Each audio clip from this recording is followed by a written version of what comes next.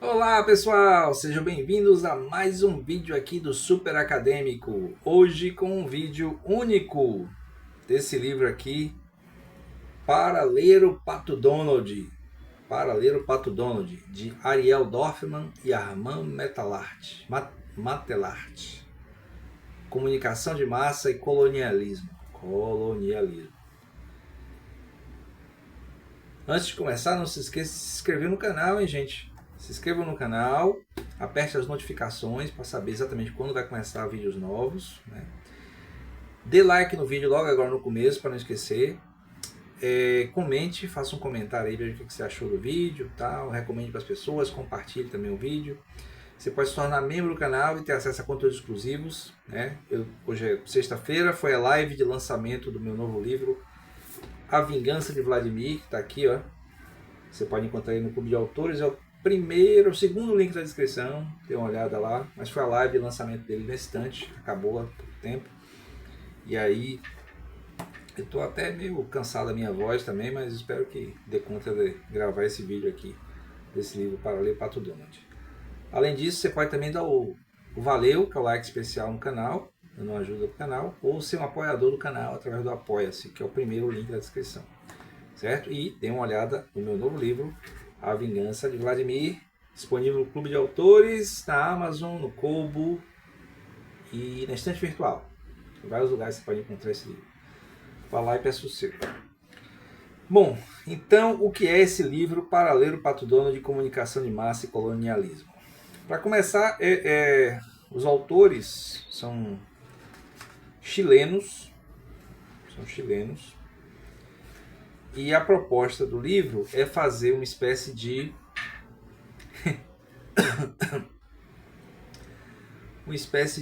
crítica, né? Uma espécie de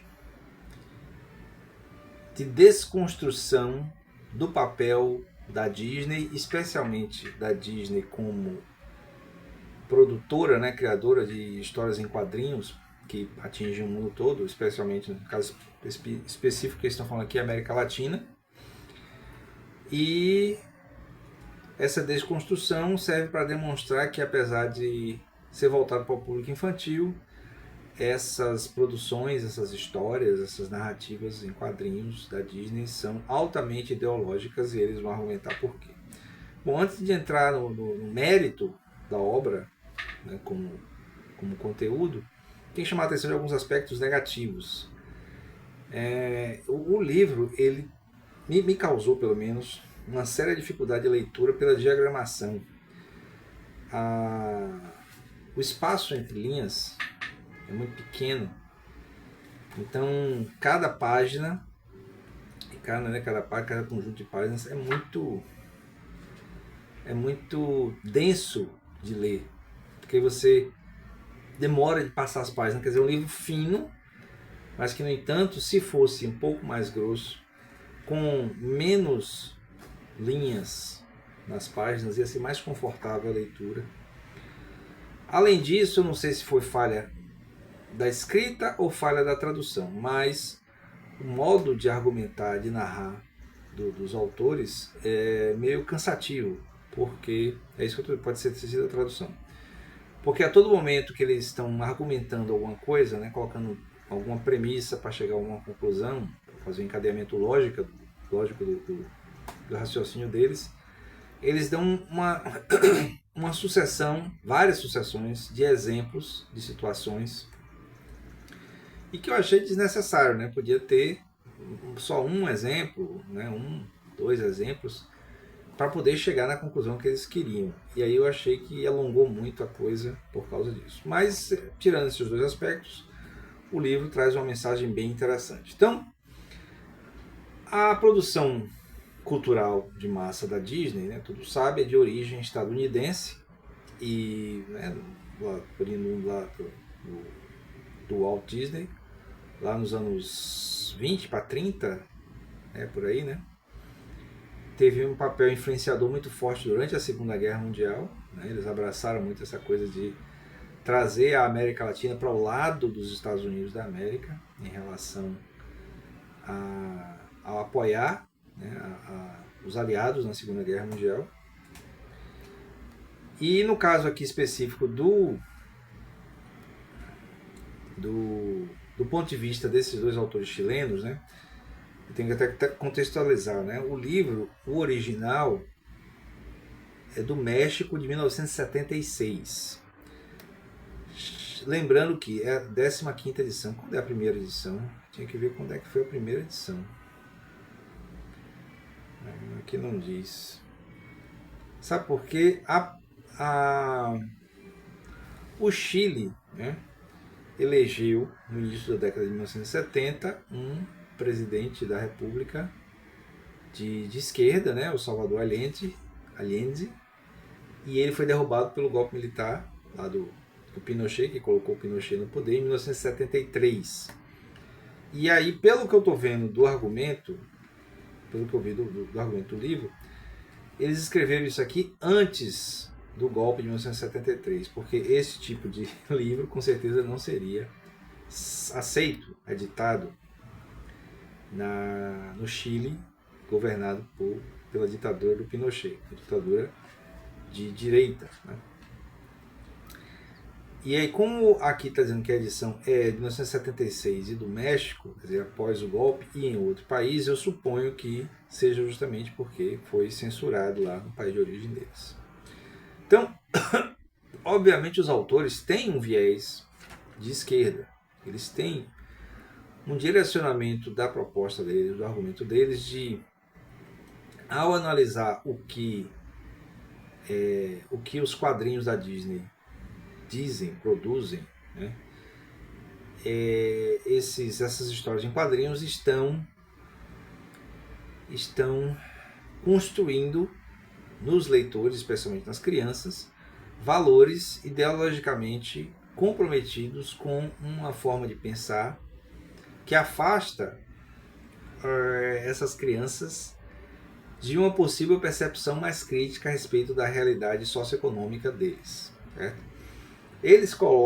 Os autores colocam que o posicionamento da Disney ou do Disney, né, fica meio confuso aqui se é Disney a pessoa ou Disney a empresa, né? E é bem diferente do que é hoje, que é essa mega corporação dona de meio mundo de coisas, de influência cultural também, sem dúvida, mas num mundo diferente, certo?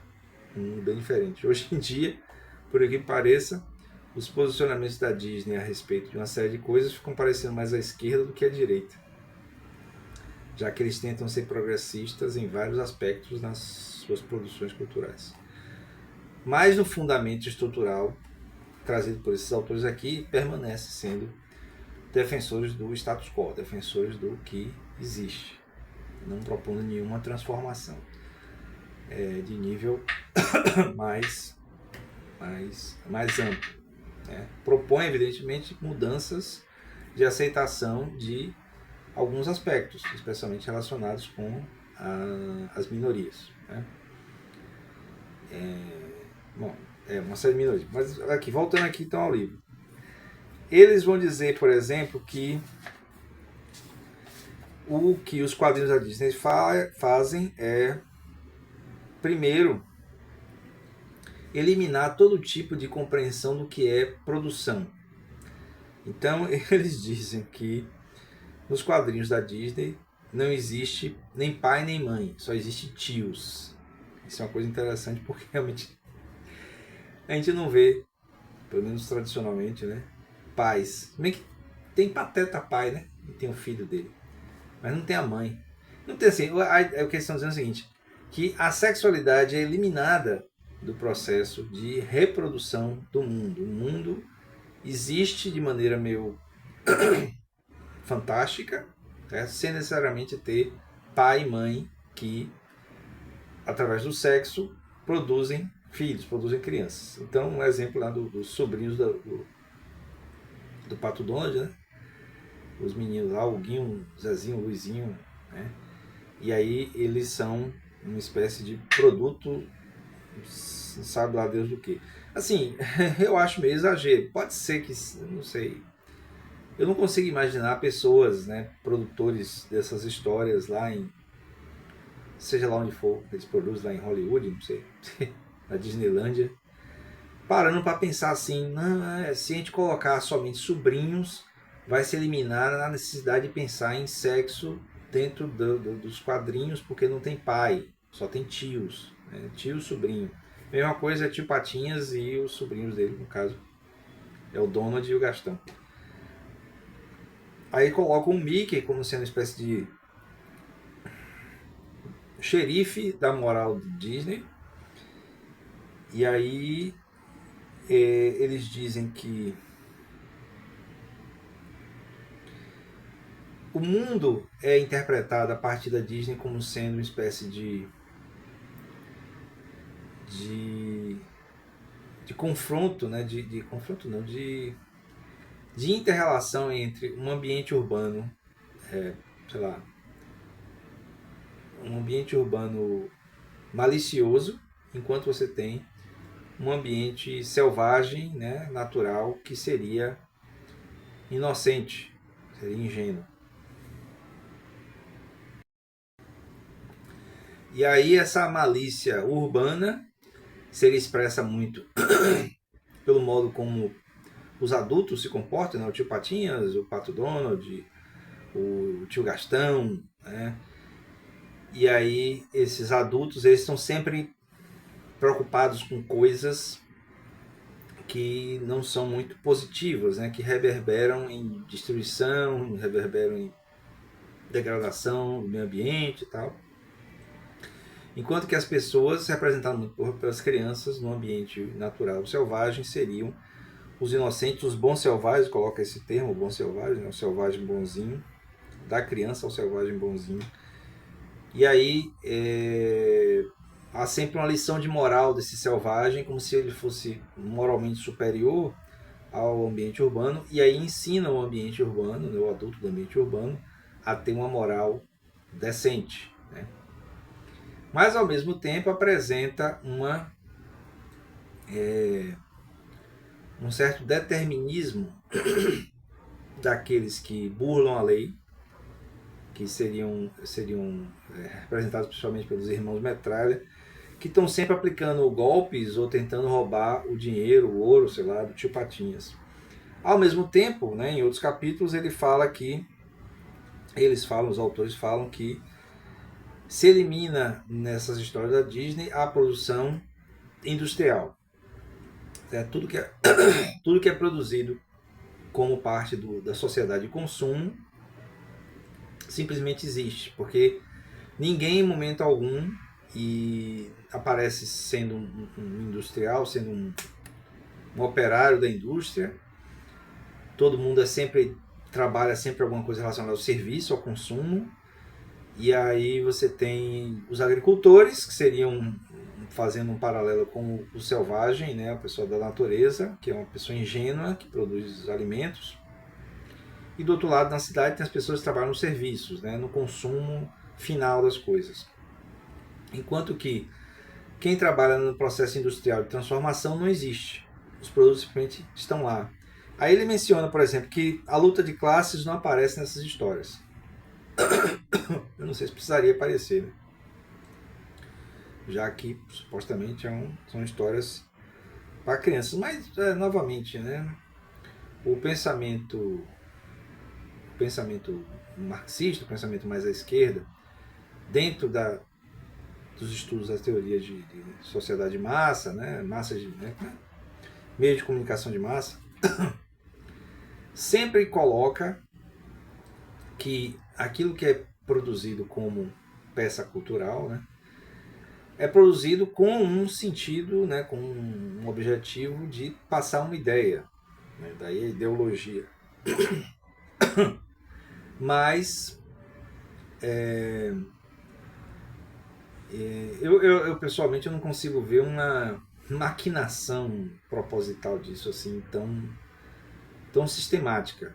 O que acontece, porque faz parte até da intertextualidade da produção e da criação desses conteúdos.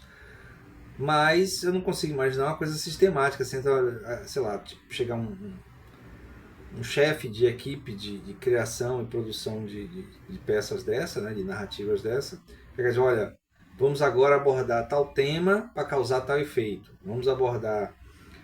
A, vamos abordar o consumo, mas consumo como sendo uma coisa positiva e que deve gerar tal comportamento nas pessoas, porque ensina elas que consumir é bom, tal. Mas a gente não vai colocar nada a respeito da produção, porque a produção vai lembrar que para haver o consumo tem que haver a produção, e a produção é difícil, e é exploratória, e degrada o meio ambiente e tal. Assim, eu não consigo imaginar as pessoas planejando as coisas desse jeito. Mas eles colocam aqui os autores como sendo resultado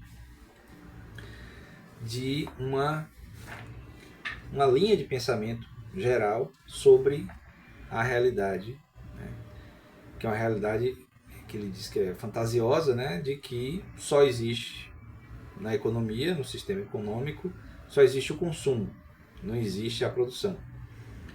E assim, é problemático por si só esse negócio, porque o consumo em si, né, já gera um certo processo de degradação, porque tem resíduos, mas que também não são tratados, né? Então eles falam isso também. Apesar de que as questões ambientais não eram muito abordadas aqui. Aqui é muito abordado principalmente a questão da distância entre o rico, né?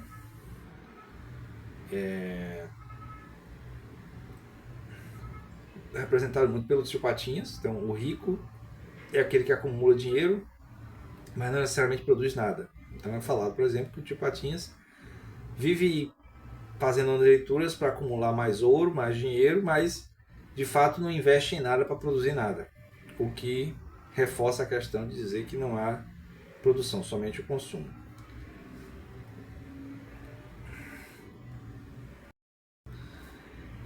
De outro lado, né, o trabalhador, digamos assim, que seria o trabalhador, representado muito pelo próprio Pato Donald, né, é aquele que trabalha para consumir alguma coisa. Então eles falam que o tempo todo nas histórias Donald está precisando arranjar algum emprego para poder pagar a prestação da televisão. Então não necessariamente ele trabalha para sobreviver, mas para pagar a prestação de produtos de consumo. E aí vale para outras coisas. Então, por exemplo, é mencionado uma certa moral caridosa em que não sei, acho que são sobrinhos, acham um dinheiro, mas que na verdade não é deles, é de uma menina que estava indo comprar um presente para a mãe e não tinha mais dinheiro nenhum para comprar um presente. Quer dizer, não se falta dinheiro para se comer e para sobreviver. Então não tem pessoas passando necessidade, mas tem pessoas que têm menos dinheiro para poder comprar objetos. Comprar presente para a mãe, por exemplo, comprar objetos.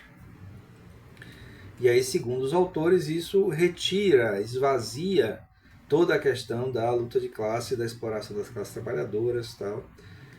E aí causa uma sensação de mundo fantasioso.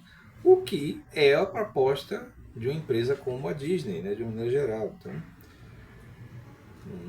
não há muito que ser tão crítico de uma empresa que centra a sua realidade nas relações, né, nas relações de coamizade, nas relações de rivalidade entre bichos, né, que são sencientes. Então, eu não sei se é para tanto, mas deve ser, né? Eu talvez tenha criado uma resistência a esse discurso assim tão crítico a respeito da produção cultural.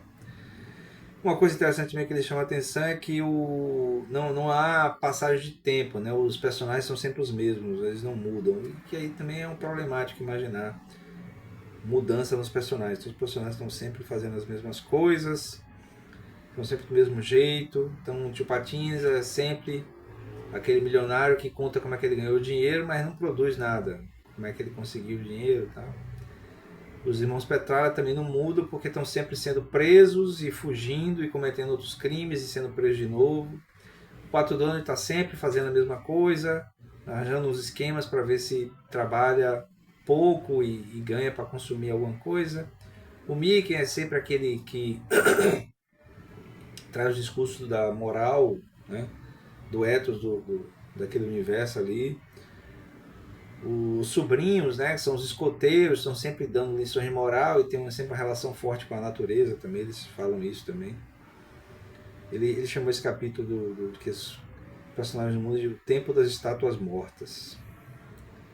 Eles são bastante críticos aqui de várias coisas.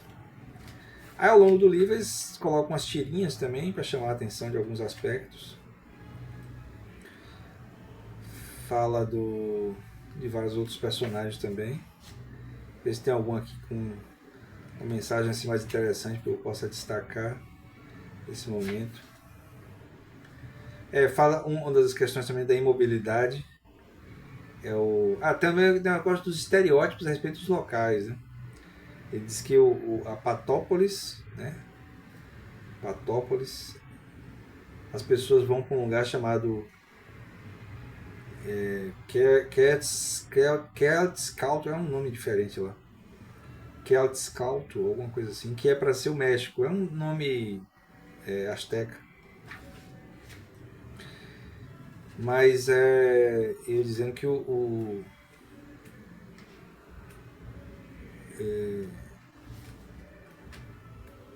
as namoradas, né?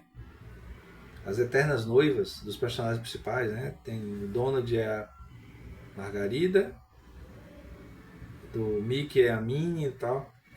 E essas mulheres, essas versões femininas dos mesmos personagens, um pato para um pato, um rato para um rato, elas nunca mudam também. Além do fato de serem eternamente as noivas, as namoradas, não ter nunca o casamento, não ter a viver juntos, não ter filhos, já que foi eliminado o sexo no início, né? Diz que não pode ter, só existe sobrinho, não tem, então não pode ter casamento também. Não. E aí fica sempre na imobilidade. Aqui tem um quadrinho aqui, algumas tiras do Donald. Ele está deitado na rede e reclamando porque tem que arranjar um jeito de conseguir dinheiro para pagar a prestação da TV. E aí precisa de um novo emprego, não sei o quê. E aí se repete sempre a mesma coisa, as mesmas situações. O negócio do tio Patinha jogando dinheiro no cofre, quer dizer, é um acumulador. Na verdade ele é um anticapitalista, né? O tio Patinhas, porque o que representa bem a ideia do capitalismo é justamente você poder produzir, né? Você poder usar a sua riqueza acumulada para produzir mais riqueza acumulada através da produção, geração de emprego, distribuição de renda através de salários e tal. E ele não produz nada, só fica acumulando, jogando no cofre e nadando nas moedas. Bom, acho que é isso. Aí menciona também outros personagens vilanescos que estão sempre tentando roubar o tio Patinhas, principalmente, ou enganar o Donald. E aí eles sempre dão a volta por cima, mas ficam sempre do mesmo jeito, né? Sempre a mesma história. Nunca não é a evolução do personagem. Novamente, eu não esperaria ter, né? Pela proposta que é desses personagens da Disney, eu imagino que a grande dificuldade é justamente conseguir criar histórias novas dentro do mesmo padrão. E talvez por isso a produção cultural japonesa, né, dos animes e dos mangás, tem alcançado uma popularidade grande com pessoas mais velhas, né, que esperam, né, tem uma expectativa de uma construção narrativa mais sofisticada, mais elaborada, que evolua os personagens. No mundo da Disney não dá para evoluir muito personagem. O Pato Donald é um pato que tem uma noiva eterna com quem nunca casa, tem uns sobrinhos que ninguém sabe quem são os pais, e que ele usa uma camiseta e não usa calça, e no entanto quando sai do banho ele se enrola numa toalha, porque ninguém sabe, né? Então não haveria muito o que esperar. Mas a proposta do livro é bem interessante. Como eu falei, esses caras, estou supondo que seja um casal aqui, não sei, talvez um homem ou uma mulher, Ariel e Armand. Mas essas pessoas, elas com certeza estavam imbuídas do espírito, né, mais progressista, mais à esquerda, que estava presente no Chile no final dos anos 60 e começo dos anos 1970, né, que acabou elegendo o Allende. E com certeza devem ter sofrido também por esses tipos de posicionamentos, tanto que provavelmente saíram do país. Não sei, não pesquisei a história deles, realmente não tive esse entusiasmo todo. Não, pode ter sido uma resistência, porque eu tive muita dificuldade lendo esse livro, porque as páginas demoram muito de eu ler, certo? Apesar de eu ler muito, tem esses livros que eu trago para vocês aqui no canal, mas eu leio muito devagar, então para mim é muito mais confortável páginas com menos texto, até livros mais grossos, como o meu mesmo, Vingança de Vladimir. Olha a diferença aqui. Isso aqui, pessoal, se chama a mancha gráfica. Olha a diferença, a quantidade de linhas que tem presente em cada página. É muito mais confortável ler assim do que ler assim. Mas é isso, né? Vou ficando por aqui. O vídeo ficou meio longo, 25 minutos, mas foi um livro, um vídeo de uma vez só. Espero que vocês tenham gostado, certo? Façam comentários aí dizendo o que é que vocês acharam. Se vocês acham que a Disney ainda tá desse jeito, ou tá pior, ou tá melhor, sei lá. Se inscrevam no canal se não estão inscritos, dê like no vídeo, compartilhem também para os seus amigos, né? Para as pessoas que possam se interessar pelo tema. Você pode também ser membro do canal, clicando aí em Seja Membro. Você pode dar o valeu, né, que é o like especial. Pode ser um apoiador do canal e dê uma olhada no meu novo livro, A Vingança de Vladimir, disponível no Clube de Autores em outros lugares também, como a Amazon, Kobo e a Estante Virtual. Não, a Estante Virtual é a Estante Virtual. Tem mais outro lugar que eu não estou lembrado agora. Amazon, Kobo, Estante Virtual e... esqueci agora. Mas é isso. Dê uma olhada. Use o link direto aí. Clica aí no link direto aí. O segundo link da descrição vai direto para o Clube de Autores. Você dá uma olhada lá nas primeiras páginas e pede o seu. Até o próximo vídeo. Valeu!